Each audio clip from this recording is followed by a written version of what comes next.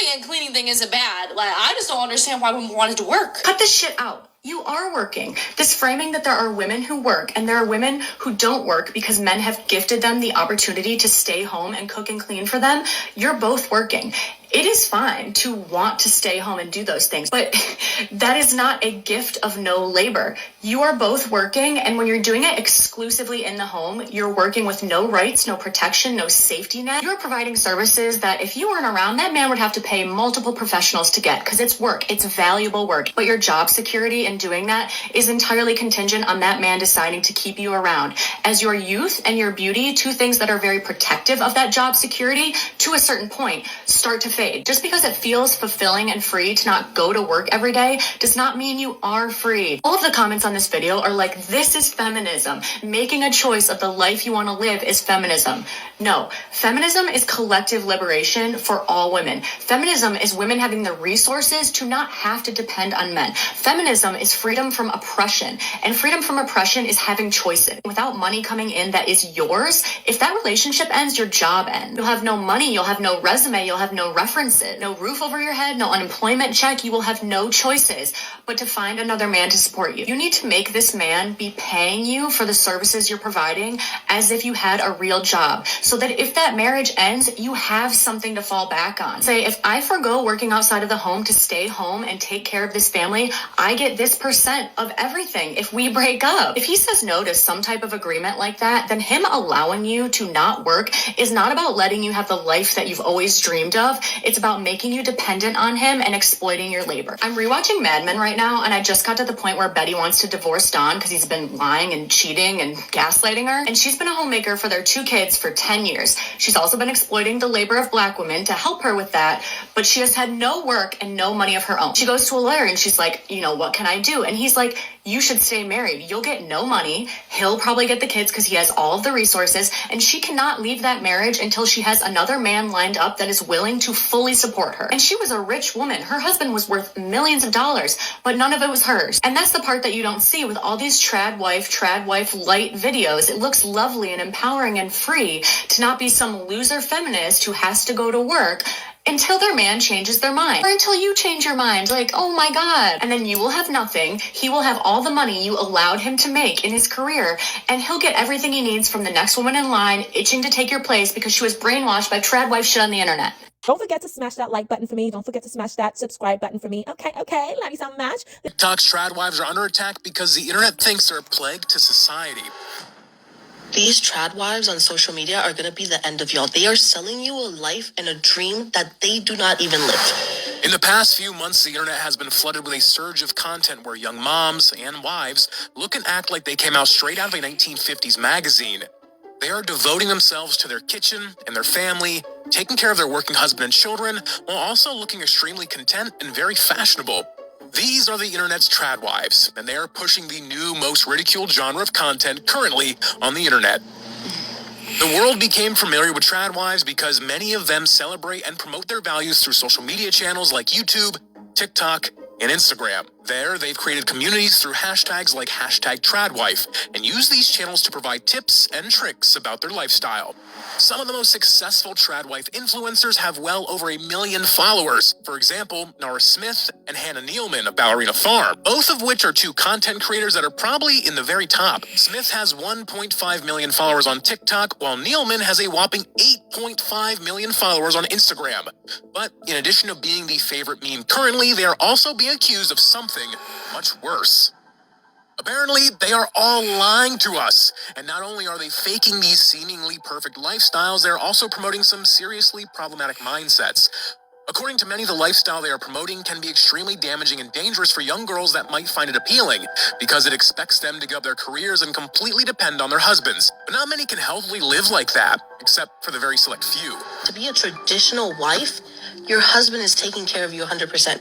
The very fact that they are on social media means what? What class? They have social media money.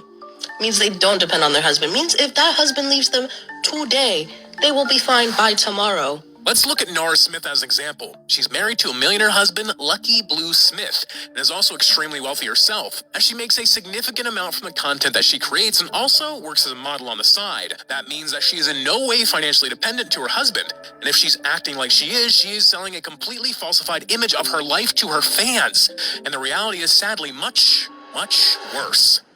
Let's look at the heartbreaking story of this failed trad wife who unfortunately got handed the short end of the stick. Because when I was a 19-year-old girl, I fell in love. My Mormon faith told me that I was supposed to be a stay-at-home mom. I got married. I started having babies. I dropped out of college.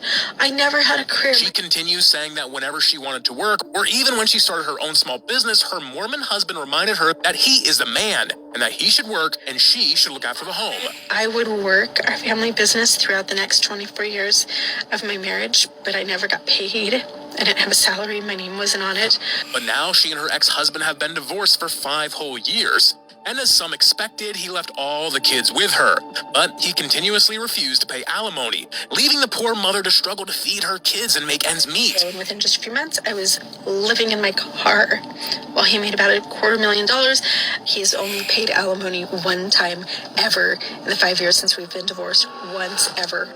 In the heartbreaking video, this mother reminds young girls of a very important life lesson.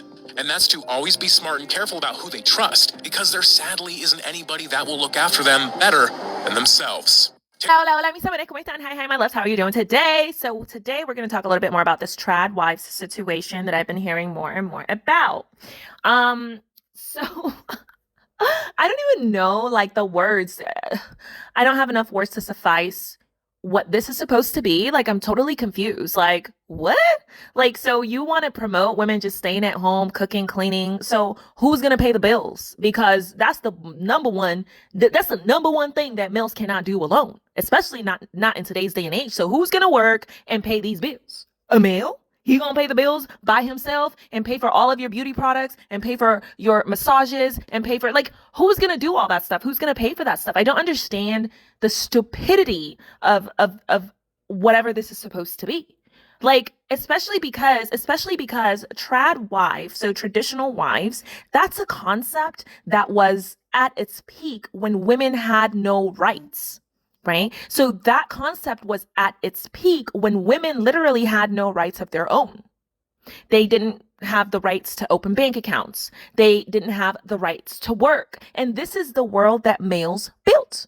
So if we think about it logically, we see the true nature of males from the beginning of time, where they have done everything in their power to keep women down, subdued, submissive, and ignorant.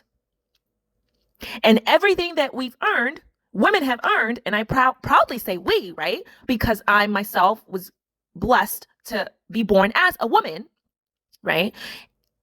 Has been through fighting tooth and nail. And you want us to give it up for what? Baking cookies for a male that cannot pay the bills by himself? He cannot do it. He can't pay the bills by himself. That's what has accelerated this issue. Actually, this whole 50-50 thing, that has accelerated the issue because males thought they were enjoying, right? For the past like couple of years where that 50-50 thing was like at a heightened, it was like at its height, right? They thought they were enjoying, not even able to process through and think to themselves, well, what happens when she's paying and doing all these things and she starts to resent me? Do I really want that for myself? They're not even thinking. They don't even have a brain. So anyways, let's get into this videos. Let's see what other people have to say about this and go from there. Okay. I get it. We want to be with our babies. They're so freaking cute. You want to excel in your role as a mother. You want to excel at being a wife. I'm a perfectionist too. I understand. But I think we're missing the fact that you can still be in your femininity and know that a man is not a financial plan. If you have a husband that takes care of you financially, amazing, great, live your life. But you still need access to your own money. You still need your own emergency fund. You still need your own retirement account. All of the assets should not be in his name because there is a dark side that nobody is talking about. And it hurts my heart so much because I have seen this personally, with friends and family, and I have seen this happen to so many women in my DMs. Like, guys, you have no idea how many messages I get from women on a daily basis. Some of these women are recently divorced after decades of being with a husband who said that they would take care of them forever. And now because they haven't worked in 10, 20, 30 years, they're unable to get a job commensurate with the income level that they should have been at. What I think a lot of people are missing is the fact that people don't go into marriage, I mean, I hope not, expecting to get divorced. Everybody thought that relationship was going to last. You are not unique. And I really hope that you would be the outlier if that's your situation, but do you really want to bank on that? Do you want to put your financial future, your economic security on that? Not to mention the women who are stuck in abusive relationships that they cannot get out of now because they do not have the financial means to go. Whether that's emotional abuse or physical abuse or financial abuse, aka where you don't have access to any of your own money and all of your purchasing decisions need to be run through somebody else who controls everything that you do with money, tells you what you can do, where you can go, how you can spend. And maybe you're like, Nicole, I wouldn't marry someone who's abusive. Girl, real talk. You realize that most relationships don't start out that way, right? Or they never would have made it to the marriage stage. And again, I hope that none of this ever happens to you, okay? But I need to call you out with love right now. Because if this message can reach one person and change the trajectory of that one person's life, then I am doing God's work. You need your own money. You need your own economic security. Because if shit hits the fan, the only person you're going to have left to rely on is you. Why is tradwife content suddenly blowing up? It's become a popular topic because women my age and older that have gotten divorced and thrown decades of their lives down the toilet, doing the laundry and dishes, they're trying to warn you. You and accounts like you are intentionally dancing around the point. We're trying to tell you why this content is harmful. And I sincerely hope that you listen. You are not a traditional wife. You are on the internet and you work. Those of us who are actual stay-at-home moms that were traditional wives and mothers, we didn't have that luxury. There's no 401k in our names. The difference between you and the people that you're trying to make content for, if it's even women at all, which I kind of doubt, is that they are actual stay-at-home traditional wives and you're not a tradwife. You make money on the internet and they don't. If they find themselves a single mom with no 401k and decades missing from their resume with no current skills, no money in the bank, and not even a car in the driveway, their outcome is going to be quite different than yours with you making money from content. For the 12 years that I was a stay-at-home mother, not working at all, I became completely irrelevant in my field of information technology. The technology advanced and I and my skills did not. I didn't pay into Social Security for those years. There's 12 years missing there. And my prospects in the actual W-2 job market looked like this: working in an insurance or IT call center, making not enough money to be able to feed my children. What if your husband dies? The other thing that you're not addressing here is the fact that this is what makes it quite tone deaf. Many families right now have to have 2-income households. And when you tell them it's better to be a stay-at-home mom and show them all the glamour behind it and how wonderful it can be for your children, your husband, your marriage, you're reminding them they can't afford it. One of the particular things that I take issue with in your content is the way that you tell women what to wear. And you even double down on it and say that your daughter will not be able to wear leggings, and you hope in so many words that your son would want to choose a woman who dresses like a lady. Content like this sets us back about 50 years. There might come a day, Estee, if you have children, where you're home with 3 under 3. Little Timmy is sick. The baby's got colic. The toddler finger painted all over the walls. You haven't showered yet. Dinner is burning, so you're considering dominoes. And you're going to look back on these days and these content if you don't hire help. And you are going to shake your head because, my dear, you don't know what you're talking about. And I say this with love. I say this with love.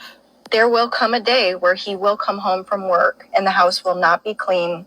Dinner will not be homemade and you will not be wearing that dress. If 2020 showed us anything, it showed us what could happen when an entire family is an illness and what happens to mom. I can tell you I did not rest. All of our children needed to be fed. Dishes needed to be done. My kids needed clean underwear.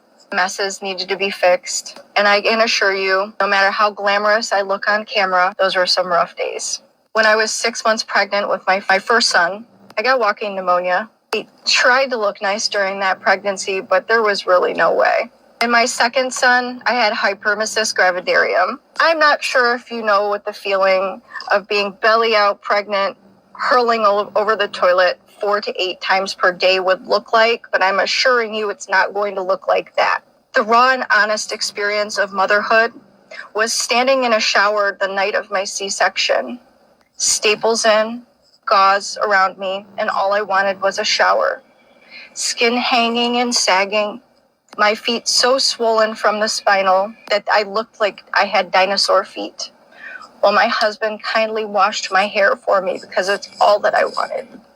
When you get older and if you have children, you might start to understand that the most beautiful parts about having a family and motherhood and womanhood in general are the parts, indeed, that are not aesthetically beautiful. That if you build your bond with your spouse based on what you look like and being presentable and what you can give him at all times and the appearance, you're shortchanging yourself. Some of the most beautiful women that I know have been cheated on by their husband that to me, look beautiful at all times and put together. So as a woman of experience, I can also tell you as an older woman that the women that I've known in my life that make such a big deal out of having a perfect and beautiful marriage are generally the ones whose marriages are the most messed up. They don't talk about it. It's like they're trying to convince themselves that things are going well when they're not. To me, the question that ends up coming up in a lot of these topics, especially this particular topic, is can and will women learn? Will you learn?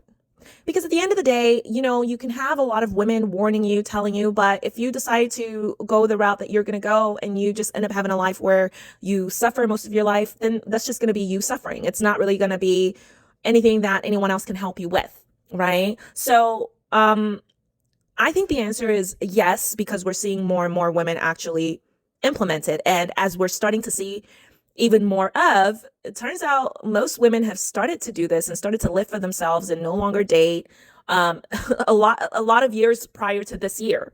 And so you'll see a lot of women say, well, I've been 4B, the 4B movement is now a part of this as well. I've been 4B since 2018, since 2008, so it just turns out that more and more women have been doing it. Now we're seeing, so that's where that low birth rate is coming from. And the fact that the birth rate is getting lower, that's where that's coming from, right? Because it turns out more and more women have already been doing this. It's just, we're just now getting the communities built. We're just now getting the communities together, right? So very, very interesting to see, but let's take a look here. So let me tell you why this tradwife stuff drives me crazy. Before I do, this woman is teaching her daughter to become a homemaker and explains that bearing children will be your greatest joy and that you should serve your husband. So that's traditional, right?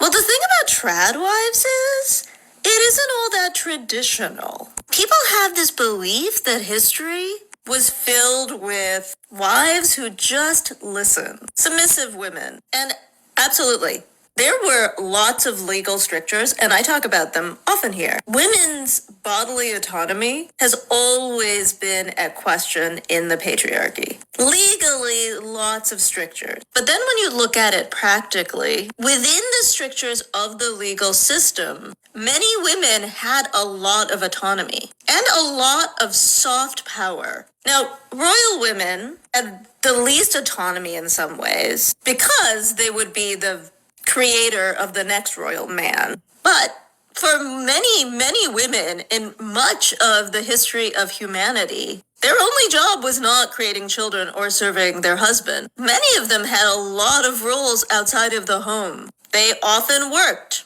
taking up the family business just as their brothers did. And so the tradwife that these tradwives are trying to create is basically a 50s construct. And this is even a reaction to men coming back from World War II and being upset that it turns out women can do their jobs. So there's nothing traditional about this. There's nothing really historical about this. It is an artificial look back at history where some women want to go to a past that never existed, which is particularly annoying because those women in the past, when you read their stories, were pretty excited about the things they were able to do. When you read about women who worked during World War II and then lost their jobs because men came back from the war, they weren't thinking, I'm so glad I get to be a tradwife now. They were thinking, I'm so sad I lost this opportunity. And that woman is closing down opportunities for her daughter so that she can live in a past that never existed.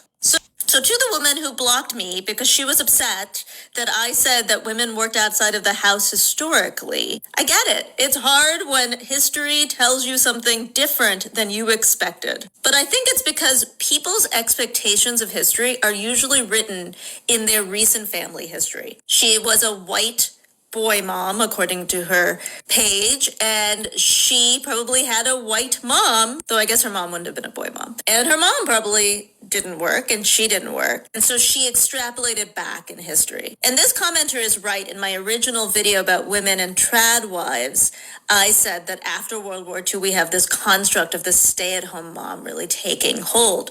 But I was not specific enough. It really takes hold in white womanhood. In the United States, non-white women have traditionally worked for centuries, basically since the 1600s, because of the construct of how America was created. Particularly Black women built our country in many ways, but then also had to have children and raise them. And I remind you that this statistic is from labor statistics. The number of women who did unpaid labor in their own families' businesses is staggering. Research has indicated that very, very often women were expected to work in their family businesses, like historic farmers' wives, grocers' wives. You were expected to do that labor and you were not paid a salary, unlike the men your husband's fathers hired. We're talking about tradwives again today, and oh my God, do I have a story for you.